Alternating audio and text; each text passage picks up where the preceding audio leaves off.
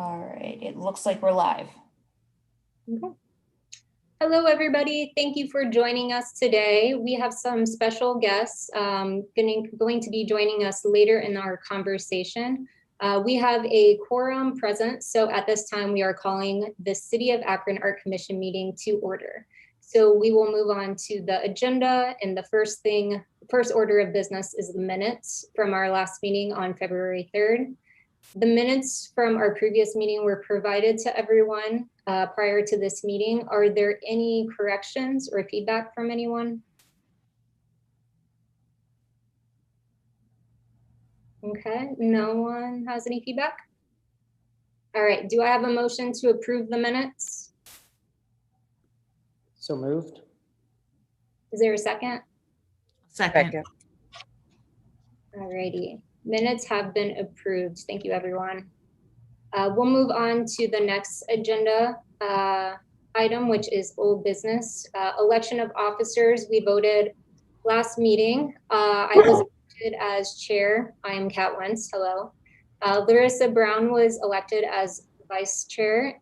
Dara Harper was elected as secretary, and Jill Bacon-Madden was elected as treasurer. Hello, thank you.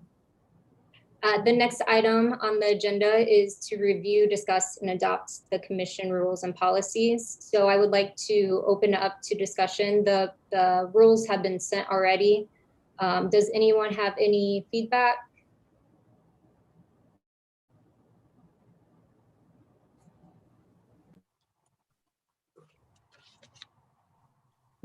No feedback or questions? Alrighty, do I have a motion to adopt the rules?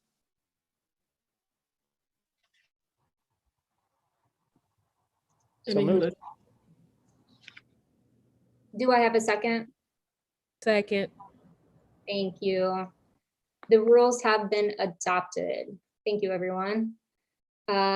We have on the agenda new business next. An item for budgets. Currently, we don't have any updates on funding or the budget as of yet, and we will provide more details to you all in the future.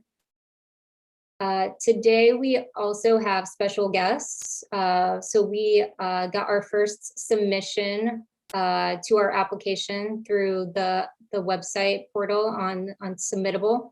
And so today we have Tina Boyce here with us and her team, and they will have the chance to introduce themselves and to talk about their projects a little bit more. Thank you all for being our first applicants, Kenmore Neighborhood Alliance. I would like to give you guys the chance to introduce yourselves and explain your role a little bit more in this project. Sure. Well, thanks for having us. We're excited to be here first. So I'm Tina Boyce. I'm the executive director of the Kenmore Neighborhood Alliance, and our mission is the revitalization of the Kenmore Boulevard district and the community as a whole, mostly through the work of programming, lots of arts and cultural programming right on Kenmore Boulevard, business attraction and retention and assistance to small businesses in the district, as well as, other things such as what we're talking about today. And this is one of our, a small part of a larger project called the Kenmore Boulevard Wayfinding project. So basically that came about, we received a grant from the city through the CDC grant process in 2019. And we got some money to hire a consultant as well as to implement some items in this wayfinding plan, which frankly, we see it as two things. Yes, we want to show people how to get to Kenmore Boulevard and how to get around the various things that are there, but we also want to create a sense of place in the district. So Kenmore Boulevard is the largest neighborhood business district in Akron. It runs approximately from Kenmore Boulevard, starting at 12th Street down to 17th Street. So you have a pretty good stretch of, the buildings are still there. They need a little love, and that's why we're here, but the buildings are still there.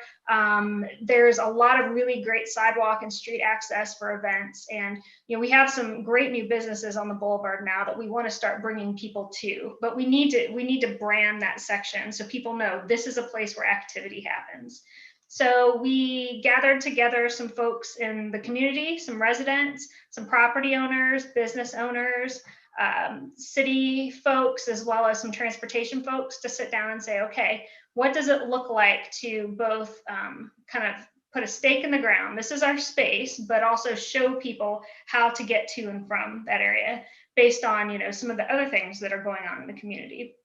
So Renee Wittenberger, she is part of our consulting team and environmental design group, and she's with us as well.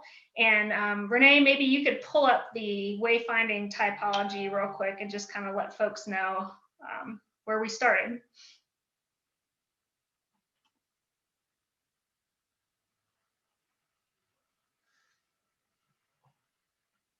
All right. So as you'll see here, the very first page of this is kind of, we wanted to create something that could be used in other ways as well. Yes, we want to define what our signage and our typography look like for this project, but we also wanted to create something that can be used throughout our communications and our marketing and branding as well. So you'll see here, we landed on a color palette, which is pretty diverse, but sets the Kenmore cardinal red and our black as the primary colors in the palette, and integrate some new things, some whites. You'll see a little bit of chrome a little later, and some brick, because frankly, that's what our boulevard looks like. There are a lot of brick buildings. We didn't want to deviate too much from who we are. We wanted to kind of build on that. We underwent a contest, a community contest. We asked folks, what is the most iconic image of Kenmore that you think of? And over 90% said a cardinal. So we landed on the cardinal as kind of our mascot, so to speak. He will appear, he or she, depending on who our mascot is, will appear in various places throughout the wayfinding plan, including signage. So let's scroll down to the next page. And when we began talking about gateway signage, which can be very expensive, you've seen some of the things over at the East End, those big archways. I mean, we're just a little small CDC in Kenmore. We don't have that kind of money. So we got creative and said, how can we use the built environment to bring beauty and a little bit of branding to a gateway area? What you see here is the Manchester Road overpass, which goes over Kenmore Boulevard, about midway between the commercial district and Summit Lake. And we thought, with the implementation of the new bike lanes, this is a very important spot kind of in our wayfinding, because we want to create spaces where people can flow easily and comfortably between Kenmore Boulevard and the business district and Summit Lake. So we kind of harkened back to a grant we got in the past. We received a grant, or art, I forget what it's called. Mac Love's group got a grant from the Knight Foundation to do projects in, I think he did it in 24 Akron's neighborhoods. And our project was a mural coloring book where he went around and took pictures of key spots, and folks in the community could contribute their designs. And one of them was an overpass. And it was the overpass on the right that you see that he submitted as a spot. And we thought, okay, with our limited budget and with the creativity here in Akron, why not take this built, overpass and make it both art and wayfinding? So that's kind of where we are today. And in the process, we reached out through our committee work and recommendation. We reached out to the Art Bomb Brigade, because they have a high skill level, particularly at things that are non-traditional, like this particular area. We thought about bringing in an artist, to design something, but first we wanted to go to the experts and kind of find out, do you have folks who can work in spaces like this? This isn't a flat wall, these are curved structures. So we reached out to Marissa and Elisa at the Art Bomb Brigade, and they were kind enough to advise us and provide us with a quote and recommend artists that would be good for this project. You will see later in the presentation some renderings by Lindsay Joe Scott, who, interestingly enough, when we used that Charlie Harper cardinal here on our typology document, I kind of thought of the whimsical nature of a lot of her work. So kind of worked out nicely. So We have conditional approval by ODOT to do what we want to do on this bridge. It's pending final design, which of course we need to get permission for the design from you all first before we can submit it to them. And we hope to have this thing, started in May and ready for our first Friday, Kenmore First Friday on June 4th. Mhm. So Marissa, if I know you're on the call, would you like to give a little more background on why Lindsay Joe and kind of Art Bomb's take on this? Sure, I'll say a couple things and I'll have Elisa talk too if I miss anything. We chose Lindsay Joe, or we suggested Lindsay Joe, exactly what Tina said. She has a whimsy nature of her design style, and we think that that's going to be the best fit for a space like this. First of all, safety. Second of all, shape. Just having large pattern and design on these is going to make a huge difference without it having to be like a realistic rendering of something, which just isn't going to work on a space like this. So we were just trying to keep in mind, artists that can produce something patterned and design based that's still going to be dynamic and thoughtful, while still being easy enough to execute in a space like this. That's really all I have to say about that. Elisa, do you have anything you'd like to add? Sure. I might just add that Lindsay Joe Scott was a conscientious decision for a couple other reasons. One, she has some experience working in large format and has done some recent mural work, and has also worked with Art Bomb Brigade. So we know that she's reliable and she's got an excellent design record and can also make things come to life and can work with a team. She's worked with our students and alumni as well. And she's also an alumni of the University of Akron and a local artist. So we thought that that was really important. So a couple of those things combined with the fact that we're working in the round on some pillars, which creates sort of a built environment challenge that is not typical of a flat surface, and amidst some traffic and with various heights and other sort of engineering feats that we have to meet in this particular challenge, we really wanted to go with someone who we trusted, that could facilitate and design for that specific space. And that would also work in, I don't want to say the style per se, but work with the best interest of Kenmore and their branding and identity efforts, both in color, design, and create something, in specific placemaking that enhances the identity of that space. And I think that's it. Cool. Is this the final design? I know that you had submitted 2 examples before and you had mentioned that you were going to bring a different design. So what you all, I'm not sure who all received it on the Art Commission, but it was submitted yesterday late. We have some updated designs that we have to choose from by Lindsay Joe, and I'm happy to share those now if you'd like. I think I would like to see them, if everyone else is okay with that. Okay. So, let me see, sorry, it's a little difficult to navigate. So this is the actual bridge with the renderings on it. You have a copy of this particular design, which we requested a little more. So give you a little background. So Art Bomb Brigade, we have 2 very committed Kenmore volunteers on the Art Bomb Brigade, Arlie Holman and Paula Sandusky Holman. It just so happened that during this process, both of them were on the committee, the design committee for this.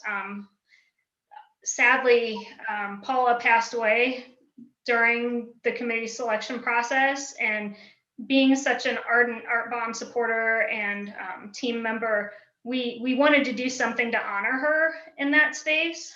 She has a great track record down at Summit Lake too.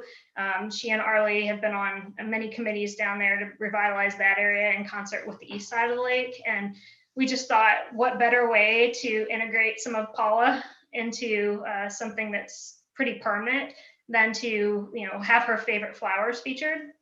So this is an updated version 1 design that we had submitted to you all with some black flowers. So, there's lots of color already, and Lindsay Jo found a creative way to integrate our flowers, as well as if you look here and there, you'll see some cardinal shapes, which that was something we had discussed early on. How can we, not in a heavy-handed way, but whimsically and maybe sneakily get some of our cardinals in there. So she was able to accomplish that with the updated second design. Here's a wider view of that.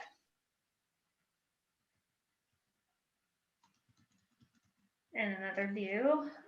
Now, something that Elisa and Marissa can talk about probably a little bit is we have some challenges with regard to this space, given the size and height of the piers.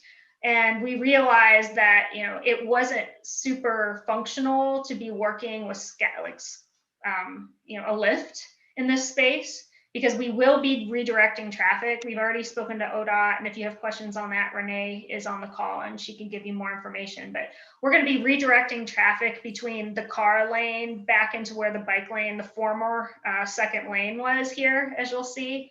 So one of the things we thought important, we need to provide a safe environment for those that are painting. So one of the things we discussed was having the primer kind of fill the top over the piers here, instead of doing an intricate design up there, adding either the same color throughout the top area, or doing something like Lindsay just shows here, and having the primer be different colors on the different pier tops. So that's what the variation is and why that's there.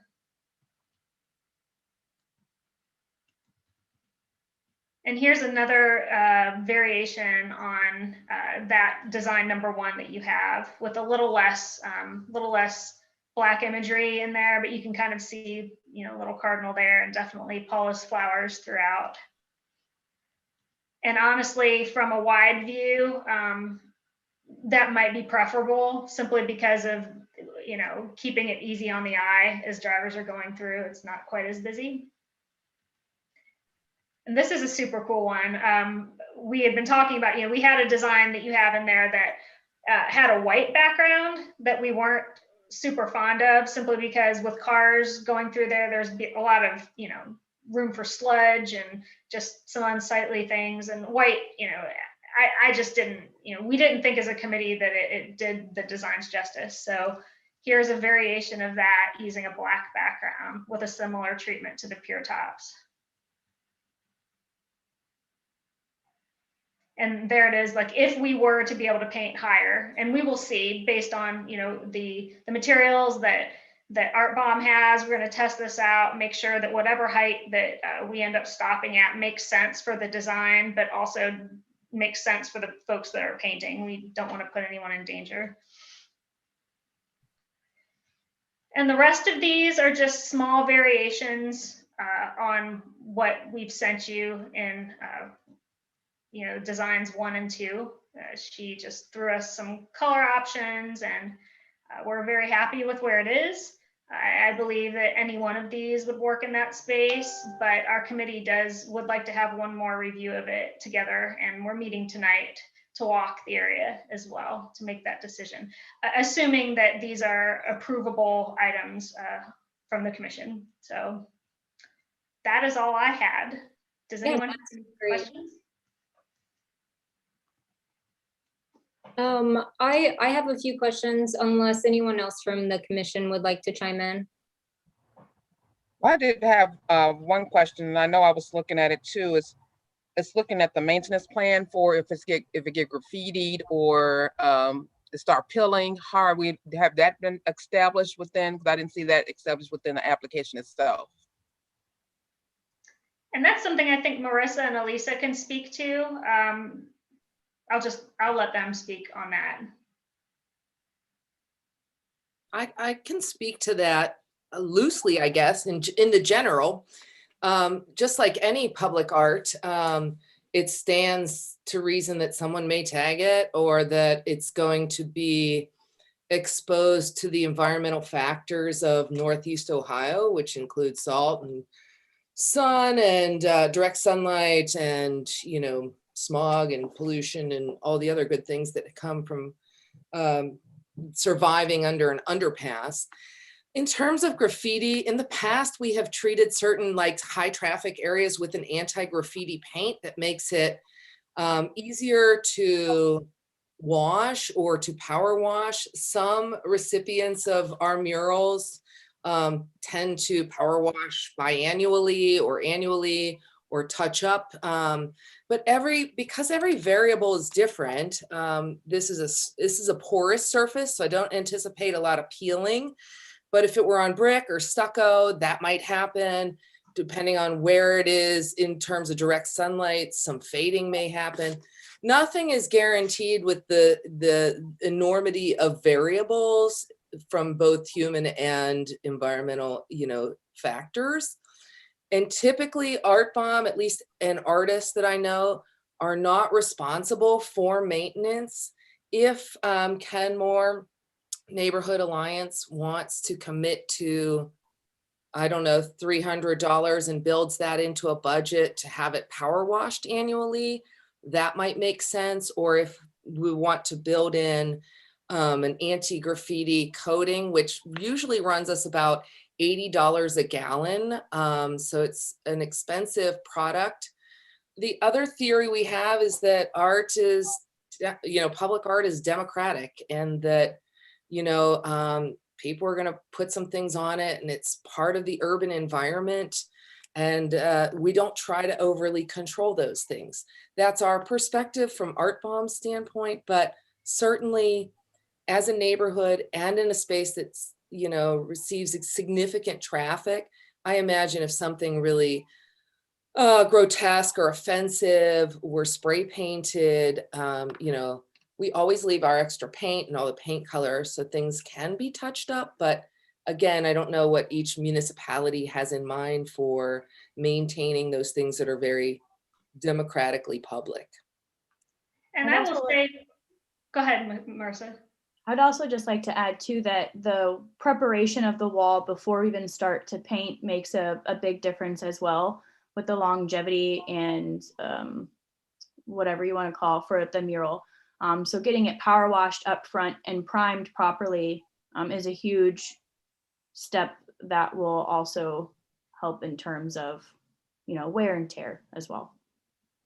And I was just going to say that Art Bomb worked on a mural on a wall, a brick wall, 2 years ago for us. And to this date, there's been no damage to that at all. So, I mean, that's a much more accessible space where people walk and park near the Rialto Theater. So it gets lots of traffic, and we have not seen people tagging things like that. In fact, it may inspire someone to go tag something else, but we have seen no need for maintenance on the current wall. And certainly if we would be happy to do power washing here and there as needed. You know, as Marissa mentioned, typically the murals don't have a maintenance plan simply because they're somewhat maintenance free because of the prep work and because of the materials that are used. So, you know, we are committed to keeping the space looking good. Do we have a fixed schedule? No. I will say that within the Kenmore Neighborhood Vision Plan, the city has mentioned the potential for that particular overpass to be brought down to grade to Kenmore Boulevard. Thus, you know, we would lose our mural potentially, but that's 20, 30 years down the road, which is basically, from what I understand, the longevity of the type of products that are being used. Yeah, and I'd also like to mention that at this time, I mean, Art Bomb Brigade has done 20 murals in our community, and one of them, only one, has been tagged, and it's a stupid tag, and it's barely anything, but only one out of the 20 plus that we've completed has ever even been messed with before. And we suspect it was someone from the place anyway. So as long as Kenmore's not running around, I guess, tagging, we should be cool. Awesome. I think what you, Elisa and Marissa, talked about just now is really helpful to us understanding the process of murals and update and maintenance and the process even of implementing the mural. Would it be possible for you to put that down in words and submit that to us? You mean just our basic statement about maintenance or a plan or just a general? Yeah, I think what you laid down right now is a great help to us in understanding. Okay. Yeah, Kat, if I may, I think, and Nicole kind of said this in the chat, but I think basically what, sorry, Josh Lapp with Designing Local, we are helping the commission get up and running.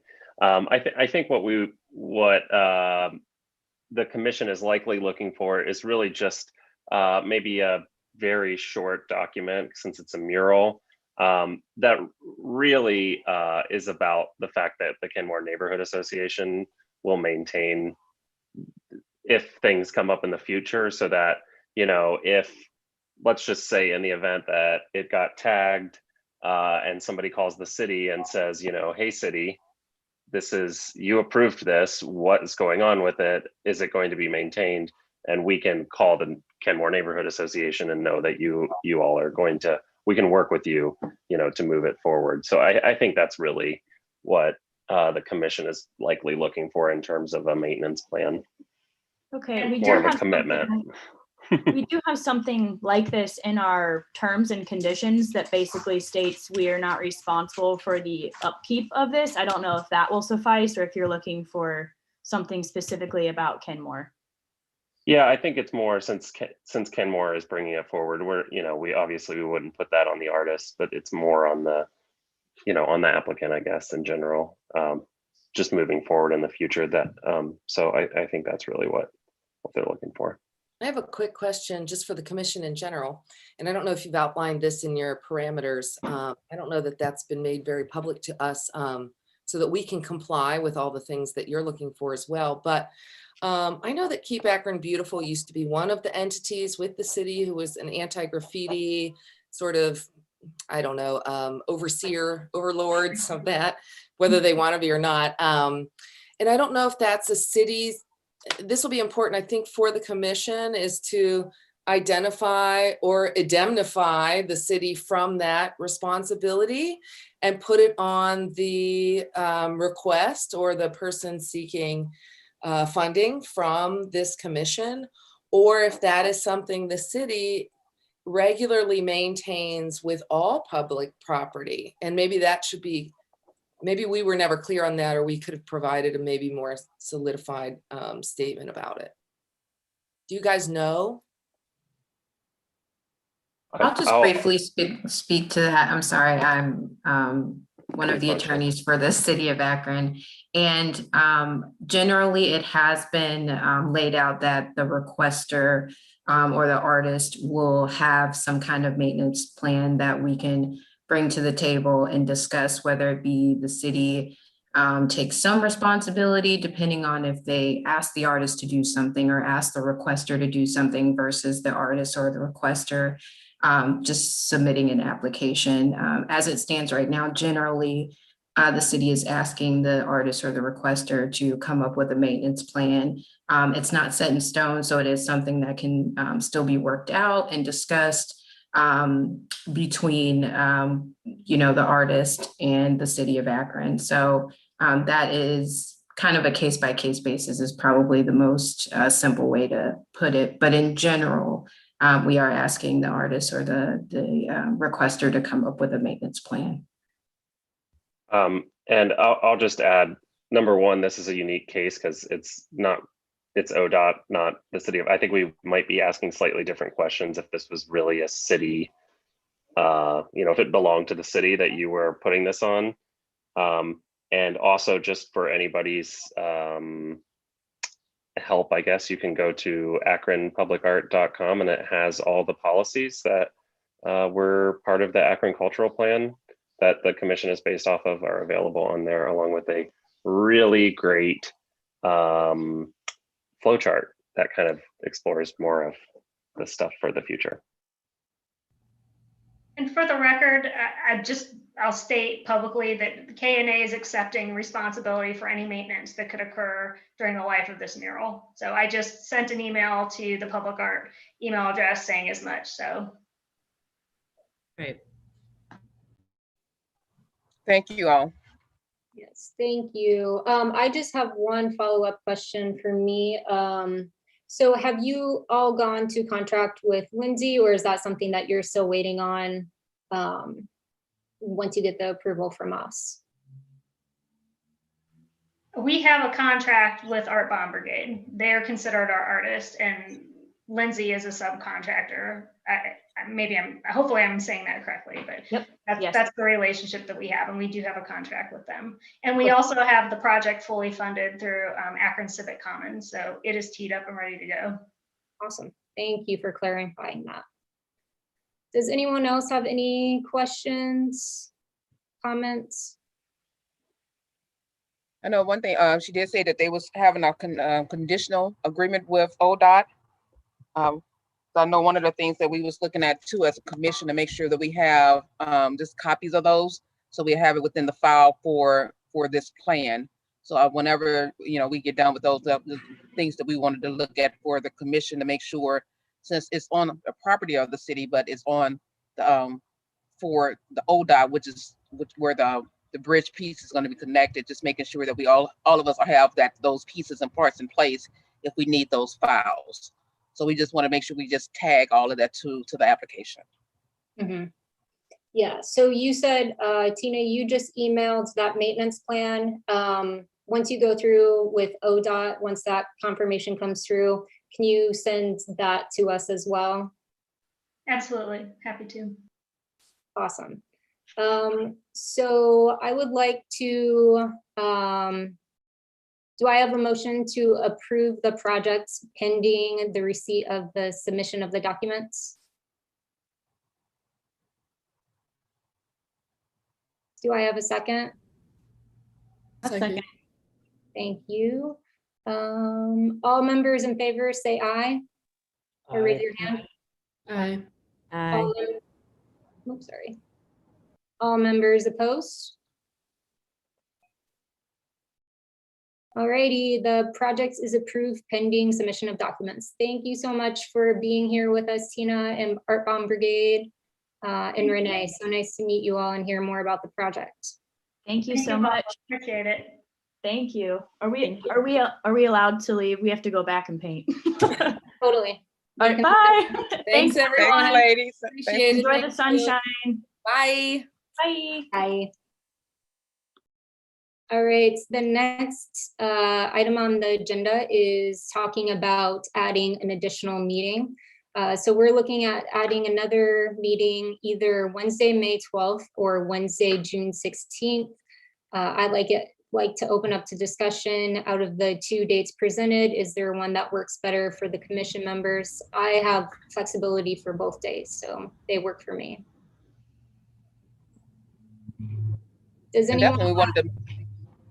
We definitely wanted to just make sure everyone knows that we wanted to add that additional meeting, because we know that in the summertime we have a lot of applications that come through. So we want to make sure that we're there and we're having a meeting to expedite it, or making sure that we have that time, since our original meeting is not until July. My recommendation is for May 12th, just because if we have anything in June or July, we can have those there as early as possible. Yeah, I agree. I think May 12th makes the most sense. Does that not work for anyone else? I am not available May 12th, but Nor am I. yeah. Does the June 16th date work for either of you? Are we still talking 3 o'clock or 4 o'clock? 3 o'clock.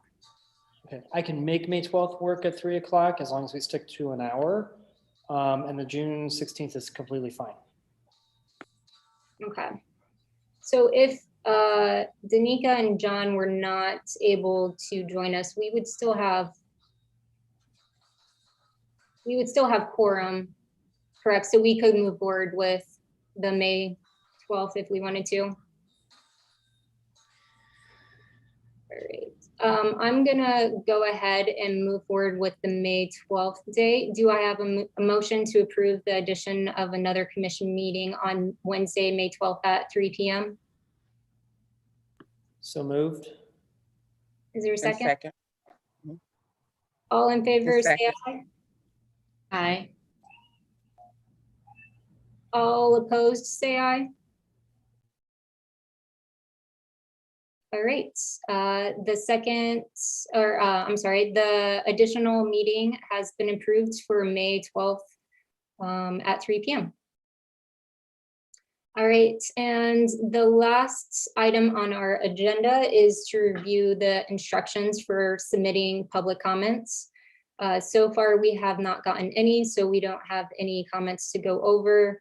However, I wanted to let everyone know how they can submit any questions or comments to the commission for our meeting.